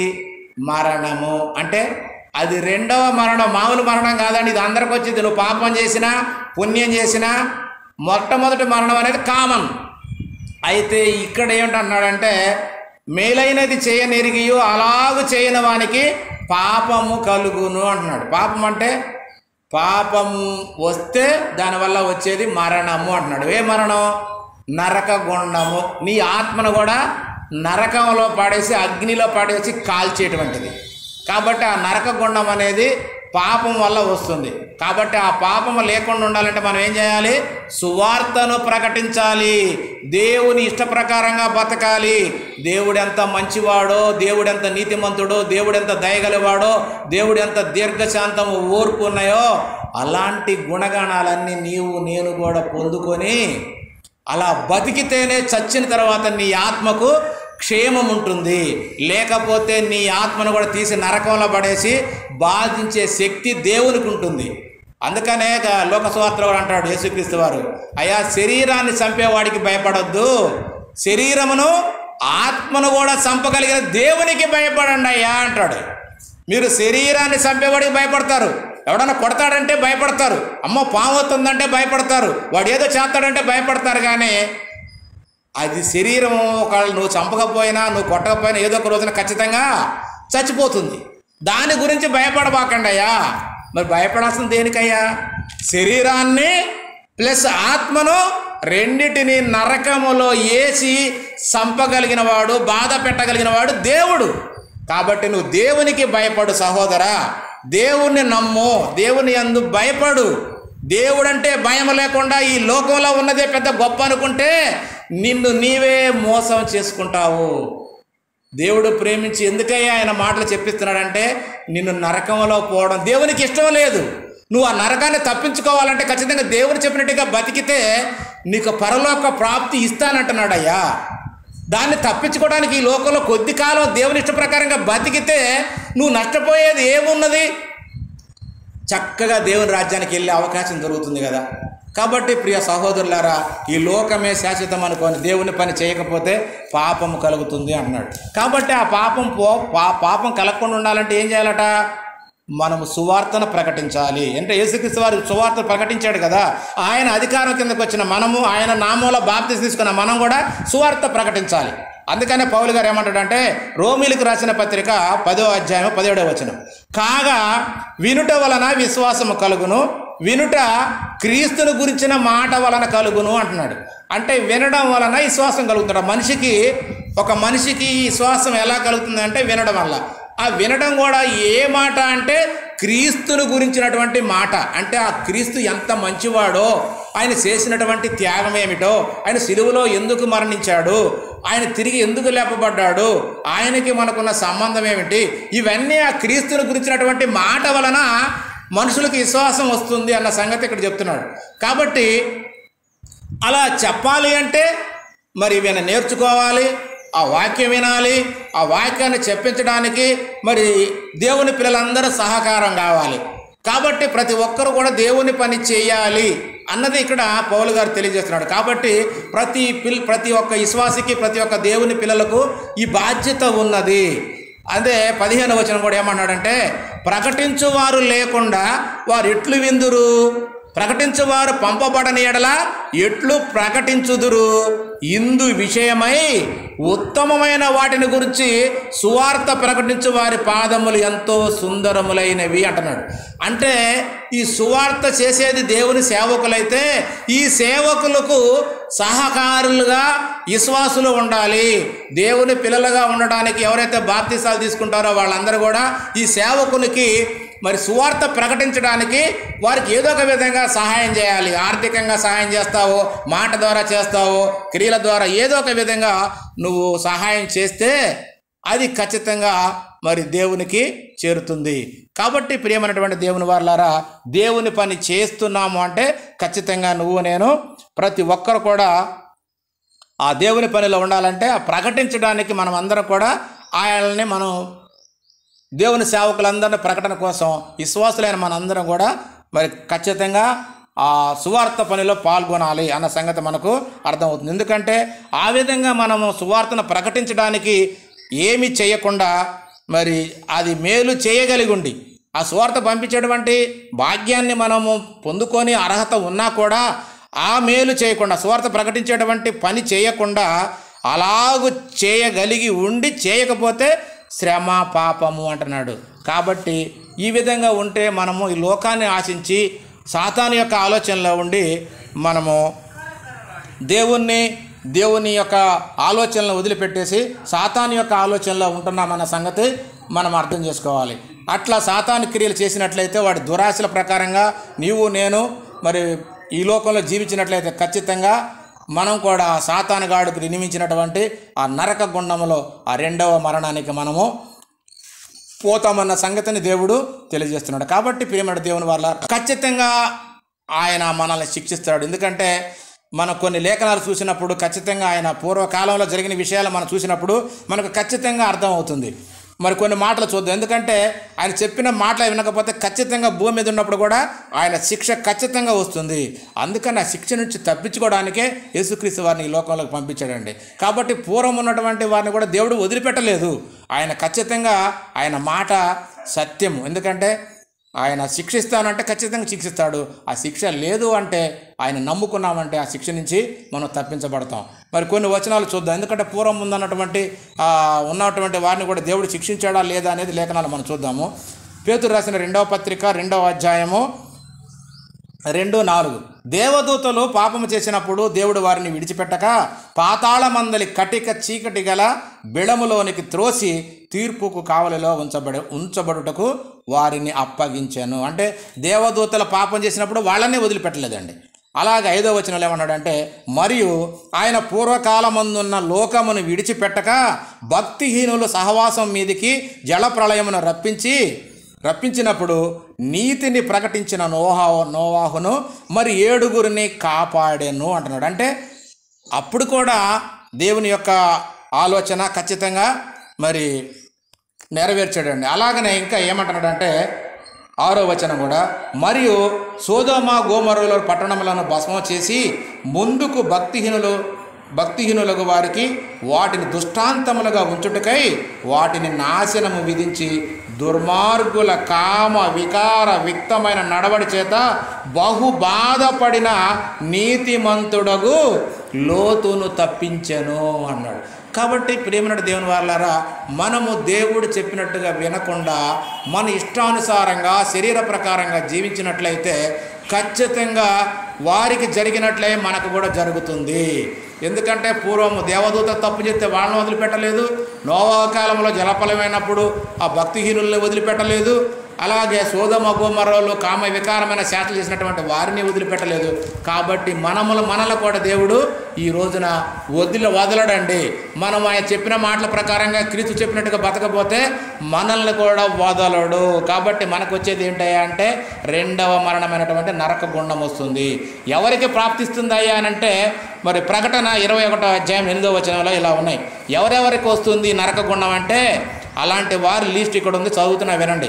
పిరికి వారును, అవిశ్వాసులను, అసహ్యులను, నర అంతకులను, వ్యభిచారులను, మాంత్రికులను, విగ్రహారాధికులను, అబద్ధికులందరూ మండు అంటే అగ్ని గంధకములో అంటే మండు గుండములో పాలు పొందుదురు. ఇది రెండవ మరణము అంటున్నాడు. ఎవరెవరంటే ఇందులో ఈ నరకంలో పడేవాళ్ళు ఎవరెవరంటే మళ్ళీ చదువుతున్నా వినండి. పిరికి వారు అంటే ఈ లోకాన్ని చూసి దేవుణ్ణి వెంబడించమంటే భయపడతారు. అమ్మో దేవుని దగ్గర పోతే మనం ఎలా బతకాలి, మనకు తిండి ఎక్కడి నుంచి వచ్చింది, మనకు బట్ట ఎక్కడి నుంచి వచ్చిందని పిరికితనంతో దేవుని దగ్గర రావాలంటే భయపడతారు. ఈ లోకామ మీద ఆశపడతారు తప్ప దేవుని దగ్గరికి రారండి. అందుకనే పిరికి వారు ఇంకేమన్నాడు, అవిశ్వాసులు, దేవుని మీద విశ్వాసం ఉండదండి, వారి మీద వారికి విశ్వాసం ఉంటుంది, పక్క వాళ్ళని నమ్ముతారు కానీ చుట్టాలని బంధువుల్ని వీళ్ళని నమ్ముతారు తప్ప దేవుని నమ్మరండి. అలాంటి వారిని ఏమంటే అవిశ్వాసులు, అంటే దేవుని మీద విశ్వాసం లేనటువంటి వారు, అంటే అవిశ్వాసులను, అసహ్యులు, చెడ్డ పనులు చేసేవాళ్ళు అందరండి, నరహంతకులు, అంటే ఒక మనిషిని చంపడానికి ఏ విధంగా అయినా సరే మాటల ద్వారా చేతల ద్వారా డబ్బులు ఇచ్చి మోసం చేసి చంపడానికి ప్రయత్నం చేస్తారే వాళ్ళందరండి నరహంతకులను, వ్యభిచారులు. వ్యభిచారులు అంటే మనకు అందరికీ తెలుసు కదా, వ్యభిచారం అంటే నీ భార్యను కాకుండా ఇతరులతోటి నువ్వు చేసే శరీర సంబంధాలన్నిటి కూడా వ్యభిచారంగా దేవుడు చెప్తున్నాడు. వ్యభిచారులను, మాంత్రికులను, విగ్రహారాధికులను, అబద్ధికులందరూ అగ్ని గంధకములలో అంటే మండు గుండములో పాలు పొందుదురు. ఇది రెండవ మరణము. ప్రియమైనటువంటి దేవుని వాళ్ళారా, నీ ఆత్మను కూడా నరకంలో పడేసి కాల్చేదే రెండవ మరణం. దీన్ని తప్పించుకోవా సహోదరా? ఆ నరకంలో కాలాలని ఇష్టపడుతున్నావా? ఈ లోకంలో ఎంతకాలం ఉంటావయ్యా? 60, ఇప్పుడు నాకు వచ్చిన 55 ఏళ్ళు, మహా ఉంటే ఇంకా 5 ఏళ్ళు 10 ఏళ్ళు తర్వాత పోవాల్సింది అక్కడికేగా. ఆ నరకంలోకి వెళ్ళటానికి ప్రయత్నం చేద్దామా? ఆ నరకాన్ని తప్పించుకోవడానికి ప్రయత్నం చేద్దామా? దేవుడు మనకు జ్ఞానాన్ని ఇచ్చాడు కదా, ఆ జ్ఞానం వలన ఏం సంపాదించుకోవాలి మనం? క్షేమాన్ని రక్షణను సంపాదించుకోవాలా? పాపాన్ని, కీడును, ఆ నరక గుండాన్ని తప్పించుకోవడానికి ప్రయత్నం చేయాలా? ఏది చేయాలి? మనకి చాలా తెలివి ఉంది కదండి భూమి మీద. ఎన్నో పార్టీలు కడతాం, ఎన్నో రకాలుగా అన్ని ఆలోచిస్తుంటాం కదా. దీన్ని ఆలోచించవా? చనిపోయిన తర్వాత మన గతి ఏమవుతుంది అన్నది ఆలోచించవా ప్రియ సహోదరా? కాబట్టి దేవుడు మనల్ని ఖచ్చితంగా పరలోకం ఇవ్వాలని ఆయన మనల్ని ప్రేమిస్తుంటే ఆ లోకానికి పోకుండా మనం నరకానికి వెళ్ళడానికి సిద్ధపడుతున్నాం. కాబట్టి ఈ నరక గుండం ఎక్కడుంది, ఈ నరకం ఎక్కడుంది అన్నది కూడా బైబిల్లో చక్కగా దేవుడు రాయించాడండి.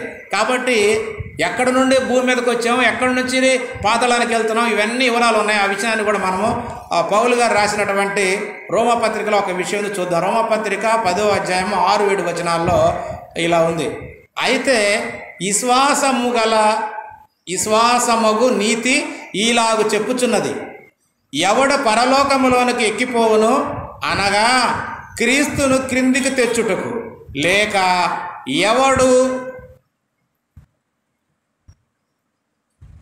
ఎవడు అగాధములోనికి దిగిపోవును అనగా క్రీస్తును మృతులలో నుండి పైకి తెచ్చుటకు అని నీ హృదయములో అనుకొనవద్దు అంటున్నాడు. అంటే ఇక్కడ పౌలు గారి యొక్క ఉద్దేశం ఏమిటంటే, ఇక్కడ 3 లోకాలు కనపడుతున్నాయండి. ఈ మాటలో బాగా ఆలోచించినట్లయితే 3 లోకాలు కనపడుతున్నాయి. ఇక్కడ ఏమంటున్నాడు? విశ్వాసమగు నీతి ఈలాగు చెప్పుచున్నది, ఎవడు పరలోకములోనికి ఎక్కిపోవును అంటే ఎక్కాలంటే పైన ఉండాలి కదండి. అంటే పరలోకము పైనున్నది అంటే దేవుడు ఉండే లోకము పైనున్నది అన్న సంగతి మనకు అర్థం కావాలి. కాబట్టి ఎవడు పరలోకంలోకి ఎక్కిపోవును అంటే క్రీస్తును పరలోకం నుండి కిందకి తీసుకురావాలి అని అనుకోవద్దు అంటున్నాడు. లేక ఎవడు అగాధములోనికి దిగిపోవును, అగాధం అంటే దిగిపోవడం అంటే ఈ మనమున్నది భూమి మీద, భూమి నుంచి కిందకి దిగిపోతే అది అగాధం అంటున్నాడు, పాతాళం అన్నా. అంటే యేసుక్రీస్తు వారు కూడా చనిపోయి పాతాళంలోకి పరదేశికి వెళ్ళాడు కదండి. ఆయన్ని పైకి తీసుకురావాలంటే ఎవరు పాతాళంలోకి వెళ్తారు అన్న సంగతిని ఇక్కడ ఒకవేళ నువ్వు అనుకుంటావేమో, అవన్నీ అనుకోని అవసరం లేదా, ఇవన్నీ దేవుడు చేస్తున్నాడు. కాబట్టి మనకి ఇక్కడ పరలోకము, పాతాళ లోకము, భూమి 3 విషయాలు ఇక్కడ తెలియజేస్తున్నాడు.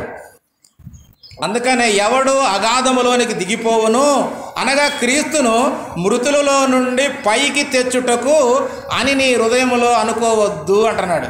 అంటే ఈ మాటను బట్టి మనకు అర్థం కావాల్సింది ఏంటంటే, పరలోకము దేవుడు ఉండే లోకం పైన ఉన్నది, మనము భూమి మీద ఉన్నాము. ఇది మధ్యాకాశంలో ఉంది. అంటే పరలోకానికి పాతాళానికి మధ్యలో ఉంది. కాబట్టి ఈ మధ్యాకాశమే భూమి.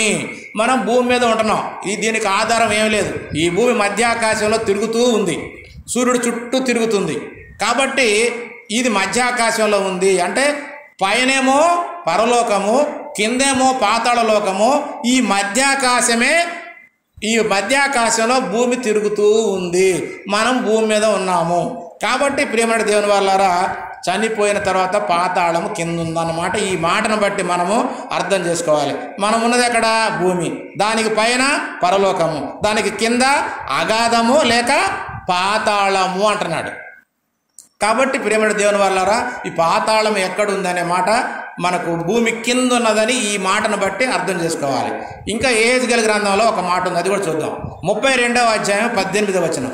నరపుత్రుడా, అల్లరి చేయు ఐగుప్తీయులు సమూహమును గూర్చి అంగలార్చుము. ప్రసిద్ధి నొందిన జనముల కుమార్తెలను భూమి క్రిందికి దిగి పోయినట్లు భూమి క్రిందికిని పాతాళమునకు పోయిన వారి యొద్దకును వారిని పడవేయుము అంటున్నాడు. అంటే ఈ మాటను బట్టి మనకు అర్థం కావాల్సిందంటే భూమి క్రిందికి అంటే పాతాళం అంటే భూమి కింద ఉంది. భూమి కింద అంటే భూమి లోపల కాదు, భూమి కింద. మనకు పైన పరలోకం ఆకాశంలో అక్కడెక్కడో కనపడకుండా ఎలాగైతే ఉందో ఈ భూమి కింద పాతాళము ఉన్నది. అందుకని ఇక్కడ పాతాళము క్రిందికిని భూమి కిందికి పోనట్లుగా అంటున్నాడంటే ఈ పాతాళం అనేది భూమి కింద ఉంది. అంటే అది 3వ ప్రపంచం, 3వ లోకంగా మనము ఈ లేఖనాన్ని బట్టి మనకు అర్థమవుతుంది. కాబట్టి ఇది ఎప్పుడు సిద్ధం చేశాడయ్యా దేవుడు అంటే యెషయా గ్రంథంలో ఒక మాట ఉంది, ఆ మాట కూడా చదువుదాం. యెషయా గ్రంథం 30వ అధ్యాయము 33వ వచనం. పూర్వము నుండి అంటే ఎప్పుడో చేశాడండి దేవుడు దీన్ని, ఈ పాతాళము నరకాన్ని ఎప్పుడో చేశాడు. పూర్వము నుండి అంటే తోపేతు అంటే హేయమైన శ్మశానము అని మూల భాషలో అంటారు. అంటే తోపేతును సిద్ధపరచబడి ఉన్నది. అది మెలేకు దేవతకు సిద్ధపరచబడి ఉన్నది. ఇది ఎలా ఉందంటే లోతుగానో విశాలముగానో ఆయన దాన్ని చేసి ఉన్నాడు.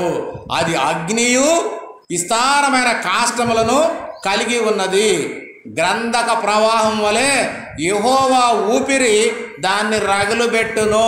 ఈ పాతాళాన్ని రగులుబెట్టేది దేవుడేనండి. ఆయన ఊపిరి మండిస్తుంది కింద అగ్నిగుండాన్ని.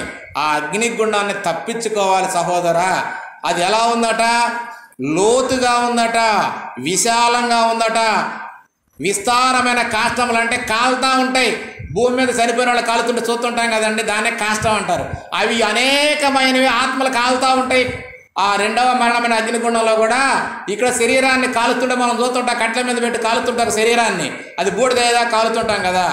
అయితే అక్కడ నరకంలోనట విస్తారమైన కాష్టములను కలిగి ఉన్నదట. గ్రంథక ప్రవాహం వలె, గ్రంథం ఎప్పుడు కాలుతూనే ఉంటుందండి, గ్రంథక ప్రవాహం వలె యెహోవా ఊపిరి దాన్ని రగులబెట్టును అంటున్నాడు. అంటే దేవుడే అగ్నిగుండాన్ని మండిస్తున్నాడు అండి. అది ఎప్పుడు మండుతూనే ఉంటుంది, అక్కడ నువ్వు చచ్చేది లేదు. ఇక దానికి ఏమంటాడంటే యెషయా గ్రంథంలోనే అగ్ని ఆరదు పురుగు చావదు. అంటే అగ్ని ఎప్పుడు మండుతూనే ఉంటుంది. అందులో పురుగు లాంటి ఆత్మ మనదే కాబట్టి మనకి ఇంకా చావు లేదండి. ఆత్మ ఎప్పుడు చావదు, ఆత్మకు నిత్యం ఉంటుంది. నరకంలోనైనా ఉండాలి, దేవుడు ఉండే పరలోకంలో ఉండాలి. కాబట్టి ఆత్మకు సావు లేదు. కాబట్టి ప్రియ సహోదర, దాన్ని ఖచ్చితంగా తప్పించుకోవాలయ్యా. అది కనుక మనం చేయకపోతే నిజంగా మనం ఈ లోకంలో ఉన్న మనుషులందరికంటే దరిద్రులమే. ఎందుకు? ఈ లోకంలో కొద్ది కాలం సుఖాన్ని ఆశిస్తున్నాం కానీ పర్మనెంట్గా దేవుని దగ్గర ఉండేటువంటి ఆరోగ్యమైన పరిస్థితిని మాత్రం పోగొట్టుకుంటున్నాం. ఆడ శ్రమను తెచ్చిపెట్టుకుంటున్నాం. ఈ లోకంలో సుఖం కోరుకొని చనిపోయిన తర్వాత నరకంలో శ్రమను కోరుకుంటున్నాం. కాబట్టి అక్కడ పాతాళం ఉందని ఇది పూర్వంలోనే దేవుడు సూచించినట్టుగా మనం ఇప్పుడు యెషయా గారి ద్వారా తెలుసుకున్నాం. అలాగే మరి లోకాసు వార్తలో యేసుక్రీస్తు వారు కూడా చెప్పాడండి. ఎక్కడ చెప్పాడు? ధనవంతుడు లాజరు గురించి మనకు అందరూ తెలుసు కదండి. అది ఒక కథ అనుకుంటాం, క్రైస్తవులు అందరికీ అది కథలాగా పడుతుంది. ధనవంతుడు ఉన్నాడు, నిత్యం ఆనందిస్తూ సంతోషంగా బతికాడు, చనిపోయిన వెంటనే పాతాళంలో కన్ను తెరిచాడు, అక్కడ వేదన పడుతున్నాడు అన్న సంగతి మనందరికీ తెలుసు. యేసుక్రీస్తు చెప్పింది అదే పాతాళం గురించి. ఆ పాతాళంలో 2 ప్లేసులు ఉన్నాయి, ఒకటి పరదేశు, ఇంకొకటి నరకము. నరకగుండం అంటే అగ్ని. ఆ అగ్నిలో ఆ ధనవంతుడు కాలుతూ ఉన్నాడట. కాలుతూ ఆయన అబ్రహాము అనేటువంటి ఆయన నెమ్మది పొందే స్థలమైన పరదేశంలో ఉంటే ఆయన చూసి ఆ లాజరు గురించి ఆయన మాట్లాడుతున్నాడు. ఏమని అంటాడంటే,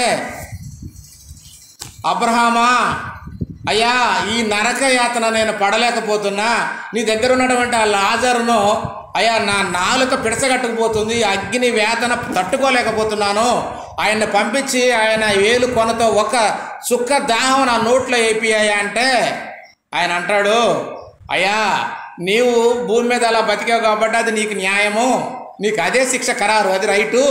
ఇదిగో ఈ లాజరు భూమి మీద ఉన్నప్పుడు చాలా కష్టాలు, నిందలు, అవమానాలు భరించాడు కాబట్టి అతను ఇక్కడ నెమ్మది పొందుతున్నాడు, సంతోషంగా ఉంటున్నాడు, అది అతనికి న్యాయము. కాబట్టి నువ్వు వినలేదు, ఆయన విన్నాడు. కాబట్టి నీకు నాకు ఒకవేళ నేను పంపించాలన్నా కూడా మరి అక్కడ ఎలాంటి పరిస్థితి ఉందో అది చెప్తున్నాడు. ఆ మాట చూద్దాము. లూకాసు వార్త 16వ అధ్యాయం 26వ వచనం. అక్కడ అబ్రహాం గారు ఏమంటున్నాడంటే, అంతేకాక ఇక్కడ నుండి నీ యొద్దకు దాటగోరువారు వారు దాటి పోజాలకుండునట్లును, అక్కడి వారు మా యొద్దకు దాటి రాజాలకుండునట్లును మాకును మీకును మధ్య మహా అగాధముంచబడి ఉన్నది అన్న సంగతిని చెప్తున్నాడండి. అంటే పాతాళంలో ఉన్నటువంటి పరిస్థితిని యేసుక్రీస్తు వారు మరి ఈ భూమి మీద ఉన్నప్పుడే తెలియజేశాడండి. అంటే పాతాళంలో ఎలా ఉంటుందంటే పరదేశం ఉందండి, నెమ్మది పొందే స్థలం, నీతిమంతులు ఉండే స్థలము పరదేశం. అయితే భక్తిహీనులు, దేవుడు అంటే ఇష్టం లేకుండా బతికేవాళ్ళు అదిగా నరక గుండంలో ఉంటారు. అయితే క్రీస్తు వారు రెండో రాకల్లో వచ్చినప్పుడు మధ్య అగాధం పెద్దది ఉందండి. ఆ అగాధం అంతా కూడా అగ్నిగుండంగా మారిపోతుంది. ఇక అప్పుడు భూమి ఉండదు, ఈ భూమి మీద పంచభూతాలు ఉండవు, మొత్తం కూడా లయమైపోతాయి. ఇక నరక గుండము, పరలోకము, ఇంక రెండే ఉంటాయండి. కాబట్టి ప్రియమైన దేవుని వారలారా, దేవుడు ఇంత చక్కగా ఇన్ని విషయాలు మనకు తెలియజేస్తున్నా కూడా దేవుని సువార్తనే క్రీస్తు చెప్పిన మాటలు వింటలా. కాబట్టి ఇలా దేవుడు మనల్ని శిక్షించడం దేవునికి న్యాయమేనట. ఎందుకు? ఎంతగా ఆయన గురించి చెప్పినా, క్రీస్తు గురించి ఎంతగా చెప్పినా, నీ నరకముందయ్యా అని చెప్పినా, క్షేమం పొందుకోయ్యా అని చెప్పినా మనం వింటలేదు. కాబట్టి ఆయన ఏమంటున్నాడంటే పౌలు గారి ద్వారా తెస్సలోనిక పత్రికలో ఒక మాట ఉంది, అది చదువుకొని ముగించుకుందాం. తెస్సలోనికి రాసినటువంటి 2వ పత్రిక 1వ అధ్యాయము 6-8 వచనాలు కలిసి ఉంటాయండి. ఎందుకంటే దేవుడు మనల్ని క్షేమంగా, సంతోషంగా పరలోకంలో ఉండడానికి మనల్ని సృష్టించాడు. కానీ మనం ఆయన మాటలు వినకుండా, ఆయన చెప్పిన సువార్తను వినకుండా, ఆ దేవుని పిల్లలు చెప్పే మాటల్లో బైబిల్లో ఉన్న లేఖనాలను అర్థం చేసుకోకుండా ఉండడం వలన ఖచ్చితంగా మనకు నరకాన్ని ఇస్తానడట. ఆ నరకం ఈయటం దేవునికి న్యాయమే అన్న మాటను ఇక్కడ పౌలు గారు తెలియజేస్తున్నాడు. ఆ మాట చదువుతున్నా. 1వ అధ్యాయము 6-8 వచనాలు. ప్రభు అయిన యేసు తన ప్రభావమును కనపరచు దూతలతో కూడా పరలోకము నుండి అగ్ని జ్వాలలలో ప్రత్యక్షమై దేవుని ఎరగని వారికిని, మన ప్రభు అయిన యేసు సువార్తకు లోబడని వారికిని ప్రతిదండన చేయునప్పుడు మిమ్మును శ్రమపరచు వారికి శ్రమయు, శ్రమ పొందుచున్న మీకు మాతో కూడా విశ్రాంతియు అనుగ్రహించుట దేవునికి న్యాయమే. దేవునికి న్యాయమే అంటే ఈ లోకంలో చాలామంది దేవుని పిల్లల్ని అసహ్యంగా మాట్లాడుతుంటారు కదండి. అలాంటి వారు అంటే దేవుని మాటలంటే భయం లేకుండా, లెక్క లేకుండా ఇష్టానుసారంగా మాట్లాడతారే. అందుకనంటే మీరు మిమ్మల్ని శ్రమ పెట్టే వారికి శ్రమయు, మరి శ్రమ పొందుచున్న మీకు మాతో కూడా విశ్రాంతి అంటున్నాడు. విశ్రాంతి ఎక్కడ? పరదేశంలో విశ్రాంతి ఉంటుంది, దేవుని దగ్గర విశ్రాంతి ఉంటుంది. అంటే మీ లోకంలో శ్రమ పడ్డా చనిపోయిన తర్వాత మీకు విశ్రాంతి ఇస్తానయ్యా. మిమ్మల్ని ఎవరైనా భూమి మీద శ్రమ పెట్టారనుకో, వాళ్ళకి ఖచ్చితంగా శ్రమ, దేవుడు ఆ శ్రమ వాళ్ళకి ఇస్తానన్న సంగతిని ఇక్కడ పౌలు గారు చెప్తున్నాడు. కాబట్టి శ్రమ పొందుచున్న మీకు, మిమ్మల్ని శ్రమపరచు వారికి శ్రమయు, శ్రమ పొందుచున్న మీకు మాతో కూడా విశ్రాంతి అనుగ్రహించుటకు దేవునికి న్యాయమే. కాబట్టి ప్రియ సహోదరులారా, దేవుడు మనకు పరలోక రాజ్యాన్ని ఇస్తానన్నాడు, నిత్య జీవాన్ని ఇస్తానని చెప్పి మనకు వాగ్దానం చేసి, ఆ నిత్య జీవం ఆయన కుమారుడైన క్రీస్తునందు ఉందని చెప్పి మనకు ఎంతగా చెప్పినా, క్రీస్తుని నమ్ముకుంటే మనకి ఈ మరణంతో పని లేదు. రెండో మరణం మన మీద ఏమాత్రం కూడా అధికారం లేదు, దాన్ని తప్పించుకుంటాము.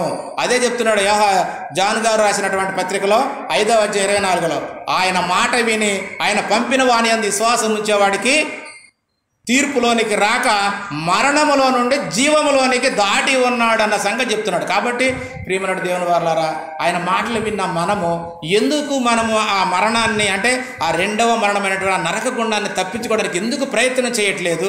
ఎందుకు భయం లేనటువంటి తనం? ప్రియ సహోదర, దేవుడు మనల్ని ప్రేమించి ఆయన మాట చెప్పిస్తున్నాడంటే ఏదో ఒక రోజున ఆయన మాటలు విని మారకపోతామా, రక్షించబడకపోతామా అని దేవుడు నిత్యం మన గురించి ఎదురు చూస్తూ ఉన్నాడండి. ఆయన మనలందరినీ కనిపెడుతూ ఉన్నాడు. మన గురించి మనం మాట్లాడే ప్రతి మాటలు ఆయన చూస్తున్నాడు, ప్రతి మాటలు లెక్కిస్తున్నాడు. ఆయన మన మీద నిఘా ఉంది, ఆయన చూస్తున్నాడు.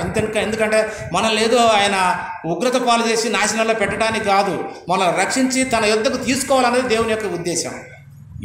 ఇంత మంచి దేవుణ్ణి వదిలిపెట్టేసి ఈ లోకంలో 60-70 ఏళ్ళు బతికే ఈ శరీర సంబంధమైనటువంటి జీవితానికే మనం అలవాటు పడిపోయి ఆ దేవుణ్ణి నిర్లక్ష్యం చేస్తున్నాం. కాబట్టి ప్రియ సహోదర, ఆయా దేవుడు మనల్ని ప్రేమిస్తున్నాడంటే, లోకమును ప్రేమిస్తున్నాడు అంటే మనల్ని అందరినీ ప్రేమిస్తున్నాడు. మనం ఎవరో నరకానికి పోవడం ఆయనకి ఇష్టం లేదు.